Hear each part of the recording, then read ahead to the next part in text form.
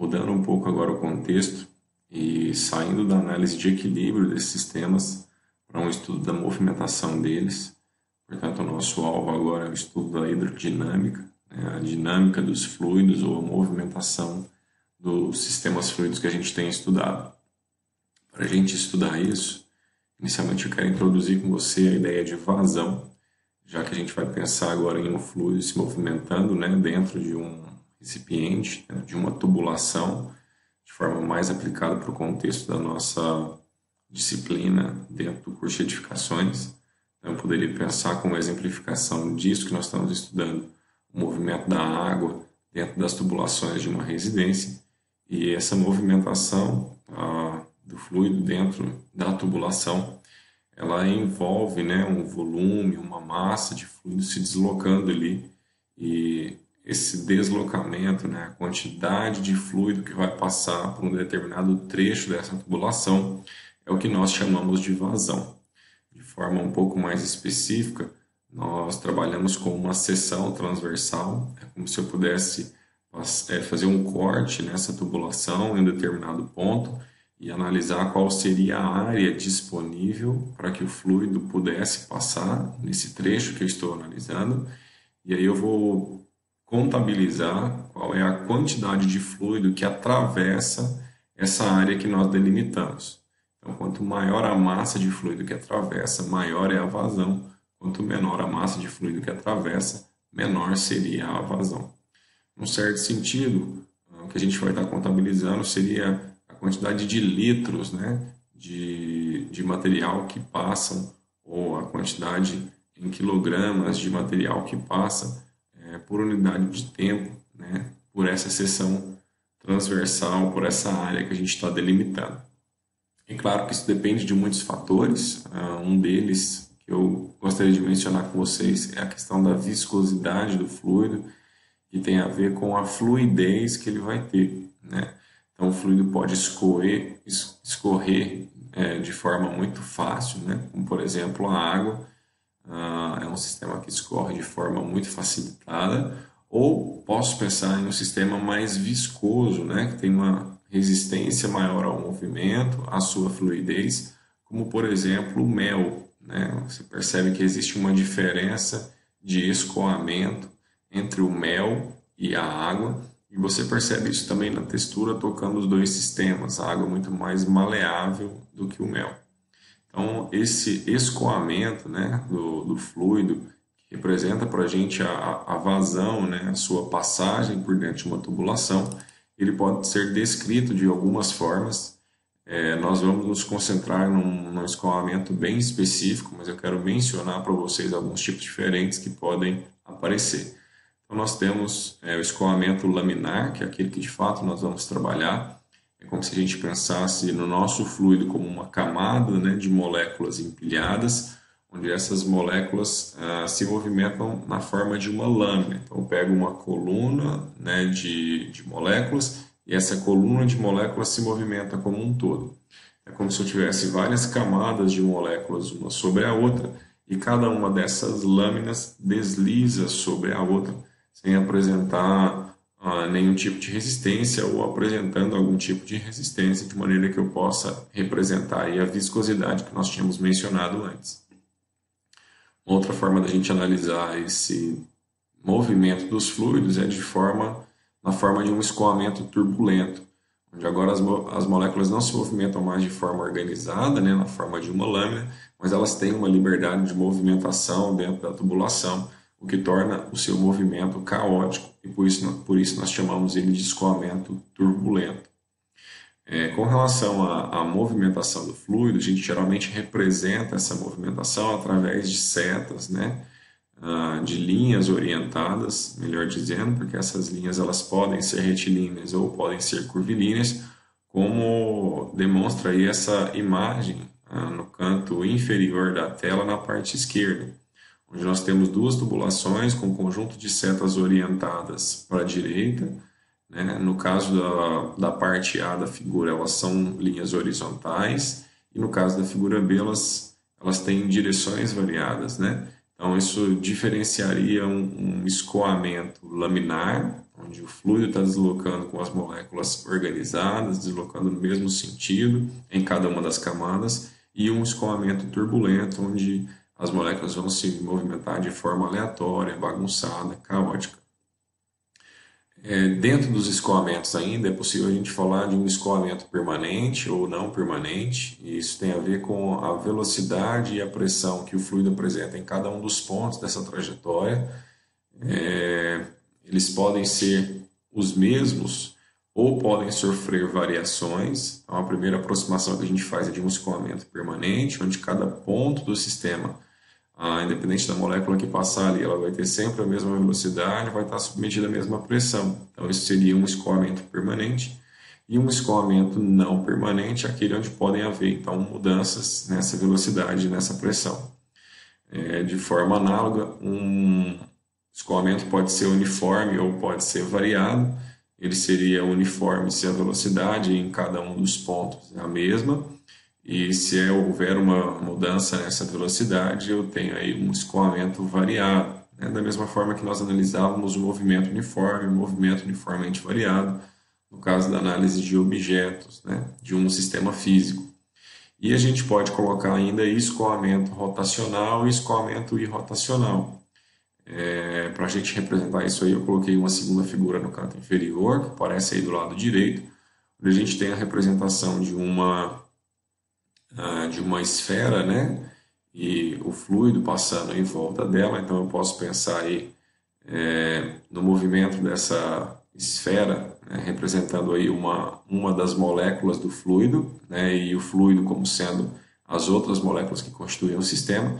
E essa molécula ela pode se deslocar, sofrendo um movimento de translação, onde ela vai de um lado para o outro, ou ela pode sofrer movimento de rotação, onde ela gira, né? Onde ela gira em torno de uma posição de equilíbrio. Quando a gente combina, né, esses dois movimentos, né, porque o fluido ele vai estar se movimentando de forma translacional, mas também de forma rotacional, né? Eu tenho aí então uma diferença na movimentação. Eu poderia considerar o fluido como um todo somente transladando, ou posso, né, colocar o fluido transladando e cada uma das suas moléculas rotacionando. Isso diferencia, né, um movimento do outro, porque eu tenho que levar em consideração esse movimento de rotação das moléculas, que acaba influenciando o movimento total do sistema.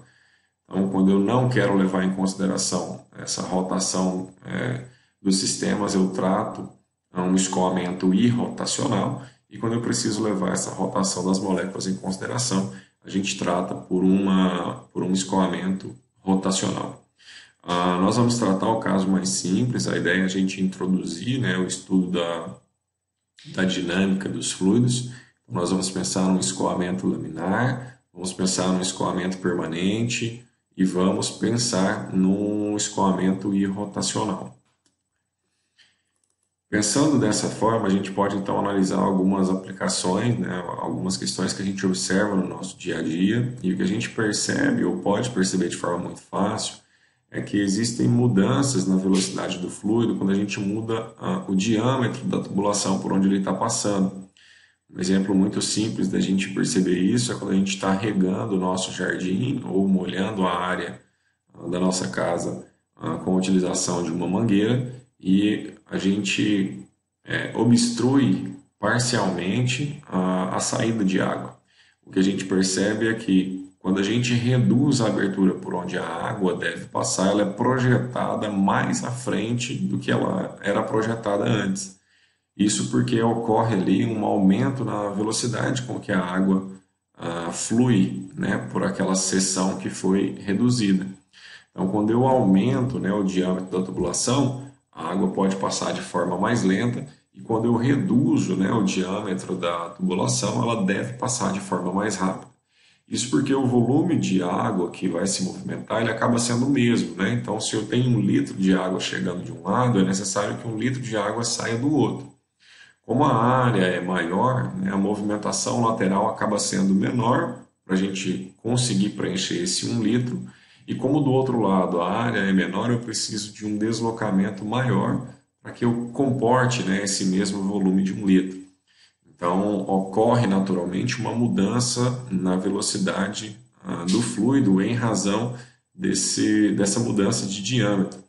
E essa questão foi primeiramente analisada, né, e estudada, descrita pelo Venturi, e por isso esse tipo de sistema, né, tubos que apresentam variação no seu diâmetro, são chamados de tubo de Venturi. Um outro sistema que a gente pode perceber, né, não só com mudança de velocidade, é a questão da mudança de pressão, né? A pressão está associada aí com a velocidade com que o fluido está fluindo na tubulação que nós estamos estudando, né?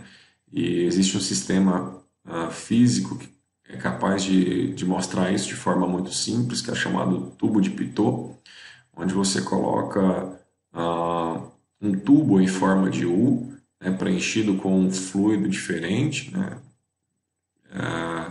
de tal forma que, submetido a velocidades diferentes, né, de um dos fluidos, o outro que está armazenado dentro do recipiente em U, ele sofre um deslocamento. Então, o que a gente pode analisar nesse caso é quando eu pego um tubo em formato de U e coloco, por exemplo, dentro dele mercúrio, que é um metal líquido de densidade muito grande, o que vai acontecer é que esse mercúrio ele vai se espalhar ao longo do tubo de forma igual. Então, eu vou perceber duas alturas iguais, né, de um lado e de outro na tubulação. À medida que eu faço o ar passar, né, na abertura desses tubos de forma diferente, né, com velocidades diferentes, eu gero pressões diferentes nesses pontos e como há, né, uma diferença de pressão, haverá uma transferência dessa pressão para o mercúrio que está armazenado no recipiente em formato de U e por esse motivo ele vai sofrer um desnível, né? Um dos lados vai abaixar a sua altura e o outro lado vai elevar a sua altura em razão dessa diferença de pressão. A região onde a velocidade é maior vai apresentar uma pressão menor e a região onde a velocidade é menor apresenta uma pressão maior. Então, essas relações, né, de pressão e de velocidade, elas podem sofrer alterações à medida que a gente muda as configurações do fluido que a gente está analisando ou do tubo, né, por onde ele está passando. Então, a gente falou que ele pode sofrer influências pelo diâmetro da tubulação que a gente está analisando, isso reflete na velocidade com que o fluido está fluindo, ou a gente pode mudar, né, de acordo com a velocidade com que o fluido está fluindo, a pressão que está sendo exercida em cada um dos pontos. Uma outra forma da gente mudar, né, essas configurações seria produzir uma diferença de altura.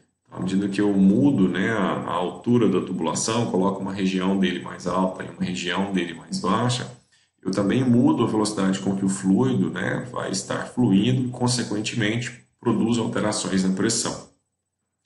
Então, em resumo, a gente pode variar, né, a movimentação de um fluido por diversos fatores. E existe uma equação chamada equação de Bernoulli que representa aí para a gente alguns desses aspectos, né, que nos permitem estudar como é que se comporta a pressão de um fluido que flui em um recipiente que pode sofrer alterações no seu diâmetro, alterações na sua altura e, consequentemente, alterações de pressão e de velocidade de escoamento desse fluido. Então, o que a equação de Bernoulli ela nos traz é uma relação de conservação, né, onde, se eu analisar dois pontos diferentes, eu tenho que ter uma equivalência entre eles, ainda que haja uma distribuição aí em termos de pressão, de altura e de velocidade para o fluido que nós estamos analisando. Então, o que essa equação diz é que a pressão em um determinado ponto, somada à densidade do fluido, vezes a gravidade, vezes a altura, né, em que ele está passando em relação a um referencial, mais a densidade do fluido vezes a velocidade com que ele flui nesse determinado ponto, ao quadrado dividido por 2, ela é igual a uma constante. Ou seja, se essa soma tem um valor para 1,1, quando eu pegar 1,2, a soma, né, desse mesmo conjunto de três elementos, ele também deve ser igual no ponto 2. Então, a pressão no ponto 1, mais a densidade vezes a altura mais a densidade vezes a gravidade vezes a altura no ponto 1, mas a densidade vezes a velocidade no ponto 1 ao quadrado dividido por 2 é igual à pressão no ponto 2, mais a densidade vezes a gravidade vezes a altura do ponto 2, mais a densidade vezes a velocidade do ponto 2 ao quadrado dividido por 2. E aí nós podemos fazer uma série de aplicações, né, para determinar qual seria a pressão exercida ou qual seria a velocidade do fluido em um determinado ponto que a gente esteja analisando. Então, nós podemos aplicar essa equação de Bernoulli ao tubo de Venturi, né, que nós analisamos antes, que é aquele que apresenta variações no diâmetro, né, da tubulação, essa figura que aparece mais embaixo. Nós podemos apresentar e aplicar a equação de Bernoulli para o tubo de Pitot, que é o que nós descrevemos aí, que é a mudança na velocidade, né, de escoamento de um fluido gera uma diferença de pressão, que pode ser lida, né, através do desequilíbrio entre as superfícies de um outro fluido que esteja contido em um outro recipiente, e posso analisar isso para tubulações em geral, né, onde não haja mudança de diâmetro ou que haja mudança de altura, e posso aplicar isso para diversas ocasiões diferentes. E para a gente finalizar, né, dentro do nosso contexto, uma situação que é possível de nós aplicarmos e analisarmos é a referente à caixa d'água, né, que é um sistema que vai funcionar como um reservatório de água para ser distribuído para a residência, e é necessário que ela esteja a uma altura maior, né, do que a torneira ou pela abertura onde ela vai ser extravasada. E a gente pode analisar qual seria então a velocidade, né, com que esse fluido vai sair pela abertura, dependendo de qual é a altura que essa caixa d'água é posicionada. Então, se eu colocar a caixa d'água de forma que ela fique muito próxima ao solo, pode ser que a quantidade de fluido que saia pela abertura seja tão pequena que ela não atenda à minha necessidade, né? Então, eu poderia não ter pressão suficiente para projetar esse líquido de forma a atender a necessidade que eu tenho para a utilização dele. No exemplo que nós demos no início da nossa aula, se eu quiser regar um jardim. Então, se eu não tiver pressão suficiente, eu não consigo projetar essa água suficientemente para frente, ainda, né, que eu produza uma redução na abertura, né, de saída desse fluido. Então, é necessário que haja uma altura mínima para que eu tenha uma pressão mínima. Da mesma forma, se eu posicionar essa caixa d'água muito distante do chão, eu posso gerar uma pressão excessiva que pode acabar danificando alguns equipamentos que funcionem à base, né, dessa água, por exemplo, chuveiro, filtros de água, né? Então, talvez seja necessário utilizar um redutor para não danificá-los durante seu uso. Então, nós podemos fazer essa análise de qual é a pressão exercida ou qual será a velocidade com que o fluido vai sair, aplicando dentro desse contexto a equação de Bernoulli. Essa é a introdução, né, para o nosso estudo de hidrodinâmica. Eu espero que esse material tenha ajudado você e desejo a você bons estudos. Qualquer coisa estou à disposição pelos nossos mecanismos de atendimento. Forte abraço e até o nosso próximo encontro.